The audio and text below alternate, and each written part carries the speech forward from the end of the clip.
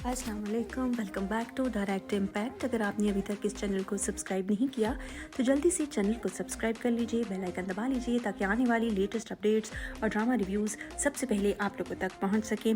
Drama serial समझौता में आज हमने देखा कि जिस वक्त नरगिस आंटी अपने घर पहुंचती हैं, उसकी जो भाभी हैं उसको देख के बजाय खुश होने के परेशान हो जाती है कि कहीं वापस तो नहीं आ गई, और फ़ौरन उससे पूछती है ड्राइवर बाहर ही है। बहुत स्टूपिड क्वेश्चंस करती है बजाय इसके कि उसको वेलकम करे। तो नरगिस को समझ आ जाती है, अपने भाई को मिलने अंदर चली जाती है। दूसरी तरफ एक फरिश्ते की तरह यहाँ पे वकार साहब का दोस्त आता है उनको समझाने के लिए, और बहुत सारे ऐसे फैक्ट्स जो पब्लिक को फील हो रहे थे कि इस बंदे को किसी को समझानी चाहिए, वो नेकी का काम इसका दोस्त कर रहा है। और इसको समझ भी आती है उसके समझाने से कि उसे स्टैंड लेना चाहिए, अपने बच्चों पे बेटों पे इतना बिलीव नहीं करना चाहिए, खुद ऑफिस ज्वाइन करना चाहिए। दूसरी तरफ असद को उसकी बीवी ऑफिस में फ़ोन करके घर की सियासत के बारे में बता रही है कि तुम्हारी फुप्पो मुझे मेरे घर नहीं जाने दे रही, वेट नहीं करती कि वो शाम को आ जाएगा तो ये सारी जो अलिफ लैला की दास्तान है वो सुन लेगा, उसको वहाँ काम करते हुए डिस्टर्ब कर रही है। अजीब जज्बाती किस्म की औरत है। खैर बहरहाल वो कहता है मैं घर आके बात करता हूँ, लेकिन वो फिर भी मान नहीं रही है, लेकिन फिर भी वो फ़ोन बंद कर देता है ये कह के। दूसरी तरफ दिखाते हैं कि असद ऑफिस में साइट पे पहुंच जाता है। यहाँ पे इसका आना उसके भाई को नागवार गुजरता है, लेकिन वो खामोश रहता है। और फिर दिखाते हैं कि शानजे का जो क्लास फेलो है सरमद, वो उसको ट्रैप करने की पूरी कोशिश कर रहा है, और उसका फ़ीस जमा कराने के लिए उससे पैसे लेता है, जमा कराने आता है। तो यहाँ पे उसकी फ्रेंड आ जाती है शानजे की, जब उससे पूछती है कि तुम्हारी तो फीस डिपॉजिट हो गई थी, तुम क्या कर रही हो, तो झूठ बोल देती है कि मैं किसी फ्रेंड के साथ आई थी। और वो जब फ़ी जमा करा के जाली आंसू आंखों में डाल के गाड़ी में बैठ रहा होता है तो वो देख लेती है। और यहाँ पे काम वाली आके फुप्पो को कहती हैं कि बड़ी भाभी फ़ोन पे अपनी माँ से कह रही थी कि फुप्पो हमारे सर पे मुसल्लत हैं, रोब जमाती हैं। इतना खूबसूरत करैक्टर है फुप्पो का, इतनी अच्छी बातें वो काम वाली को समझाती हैं कि चुगली नहीं करते, मज़ा आ गया।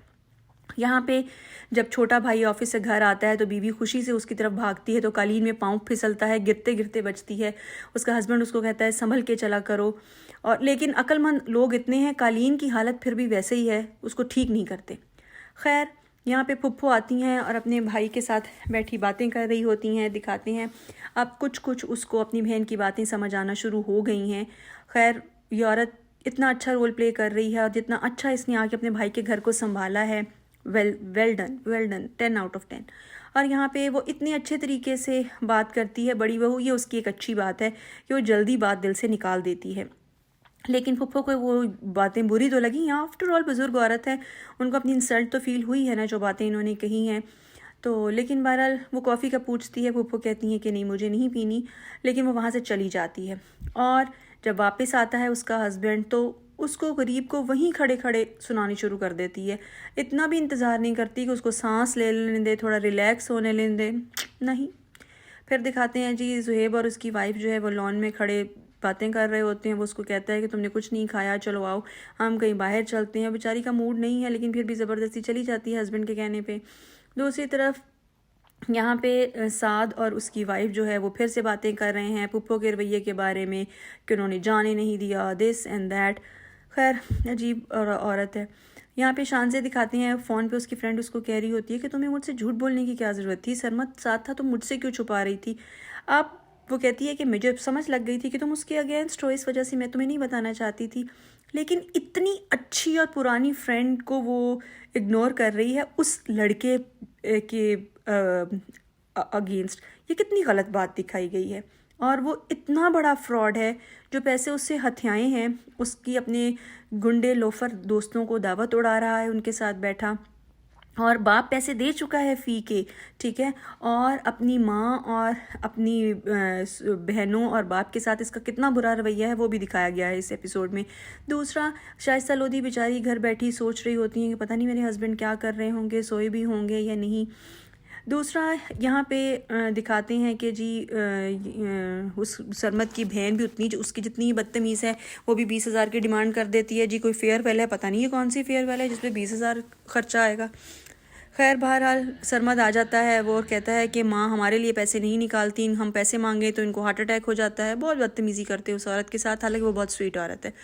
और यहाँ पे जावेद साहब अपने बच्चों की बातों की वजह से इतने परेशान हैं, और वो बातें जो इनके दोस्त वसीम ने कही हैं उन पे भी गौर कर रहे हैं नौकरानी गुलाब के फूल जब लेके आती है कमरे में तो वो मना करते हैं आइंदा ना लेके आना। और यहाँ पे नरगिस का भाई अपनी बीवी के साथ बैठा होता है तो वो खैर से एक दिन में उकता गई है और झूठ बोलती है अपने हस्बैंड के साथ कि नरगिस बगैर बताए ड्राइवर के साथ कहीं चली गई है, भेजा खुद होता है ग्रॉसरी करने। और यहाँ पे डाइनिंग टेबल पे नाश्ते की साथ साथ जब बात होती है कोई तो असद बाप के साथ बहुत बदतमीज़ी करता है कि अब आप ऑफिस जाके सारी का काम मत ख़राब कर दीजिएगा, हमने मुश्किल से सब कुछ संभाला है। मुझे समझ नहीं आती वो बाप जिसने सारा कारोबार स्टेब्लिश किया ये उसके ऊपर इतना क्यों रोब जमा रहा है बैठ के, जैसे सारा कुछ इसने 4 दिनों में हैंडल किया तो ये मालिक बन गया सब चीज़ों का। छोटे भाई को डिग्रेड कर रहा है। ठीक है, एक तरफ बिजनेस के हालात बहुत ख़राब हैं, बीवी के लिए गाड़ी बुक हो सकती थी। यार व्हाट इज़ दिस, एक पेज पे ही नहीं है वो बंदा तो। और वो खैर छोटा भाई वो रखता ही नहीं है, वो इसको सारी हकीकत बता देता है कि तुम काबिज होना चाहते हो हर चीज़ पे, वैसे बिजनेस जो है वो फ्लॉप हो रहा है और तुम नई गाड़ियाँ बुक करा रहे हो। बीवी को भी आग लग जाती है, वो भी बीच में, दोनों भाइयों की बात है, तुम बीच में क्यों बोल रही हो, तुम्हें नहीं कोई राइट बनता बोलने का। ठीक है, बाप इन्वॉल्व होने की कोशिश करता है, असद बाप के साथ बदतमीज़ी करता है। खैर यहाँ पे नरगिस उसका भाई पूछता है कि खैरियत से तुम आई हो, तुम्हारी भाभी कह रही थी तुम बैग भर के कपड़ों का ले आई हो। वो कहती है कि भाभी को बुरा लग रहा है, मैं चली जाती हूँ, मेरा हस्बैंड कह रहा था कि मेरी बहन चली जाएगी तो तुम फिर लंबा अरसा नहीं जा सकोगे। उसने इतने अच्छे तरीके से बात को कवर किया, भाई बीमार है उसको वो क्या टेंशन देती, लेकिन नहीं, उसकी बीवी जो है टेंशन देने को। और यहाँ पे फुप्पो और वसीम साहब की कही हुई बातें वकार साहब की समझ में आना शुरू हो गई हैं। अब उम्मीद है कि आज की इस डाइनिंग टेबल की जो असद की बदतमीज़ी है वो वकार साहब को ऑफिस वापस भिजवाएगी। देखते हैं अगले एपिसोड में क्या होता है। यही था आज का रिव्यू। कमेंट सेक्शन में अपनी राय का इजहार ज़रूर कीजिएगा। चैनल को सब्सक्राइब कर लीजिए, बेल आइकन दबा लीजिए ताकि आने वाले लेटेस्ट रिव्यूज़ और ड्रामा अपडेट्स सबसे पहले आप लोगों तक पहुँच सकें। इसके साथ ही हम आपसे इजाज़त चाहते हैं। अल्लाह हाफिज़।